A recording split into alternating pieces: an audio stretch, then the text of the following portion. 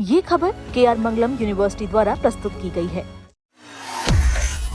Employees provident fund organisation यानी EPFO ने provident fund से जुड़े नए कई बदलाव कर दिए हैं और नए नियमों के मुताबिक कानूनी वेतन सीमा जो फिलहाल 15,000 रुपए प्रति माह है, उसी तक 12% PF योगदान अनिवार्य रहेगा। इसका सीधा मतलब ये है कि 15,000 रुपए की वेतन सीमा के हिसाब से कर्मचारी का अनिवार्य PF योगदान 1,800 रुपए होगा और नियोक्ता भी उतनी ही राशि जमा करेगा। अगर किसी कर्मचारी की बेसिक सैलरी 15,000 रुपए से ज्यादा है, जैसे 40,000 रुपए, 60,000 या फिर 1 लाख रुपए प्रति माह है, तब भी 1,800 रुपए तक का योगदान अनिवार्य माना जाएगा।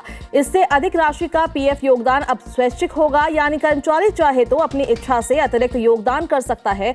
नए प्रावधानों में यह भी कहा गया है कि कर्मचारी कानूनी वेतन सीमा से अधिक वेतन पर भी अपनी पसंद के अनुसार अतिरिक्त PF जमा कर सकता है। हालांकि उस अतिरिक्त राशि के बराबर योगदान करना नियोक्ता के लिए जरूरी नहीं होगा, ये पूरी तरह उसकी इच्छा पर निर्भर करेगा। एक और अहम बात यह है कि कर्मचारी और नियोक्ता दोनों किसी भी समय इस अतिरिक्त स्वैच्छिक योगदान को कम या बंद भी कर सकते हैं। यानी अब PF में निवेश को लेकर पहले से ज्यादा लचीलापन दिया गया है। सिर्फ योगदान ही नहीं, EPFO ने PF से पैसे निकालने के नियम भी आसान कर दिए हैं। पहले एडवांस निकालने की 13 अलग अलग कैटेगरी थी, अब इन्हें घटाकर सिर्फ 3 श्रेणियों में कर दिया गया है। इन 3 श्रेणियों में जरूरी जरूरतें जैसे बीमारी, पढ़ाई और शादी, दूसरी श्रेणी में घर से जुड़ी जरूरतें और तीसरी में विशेष परिस्थितियां शामिल की गई है।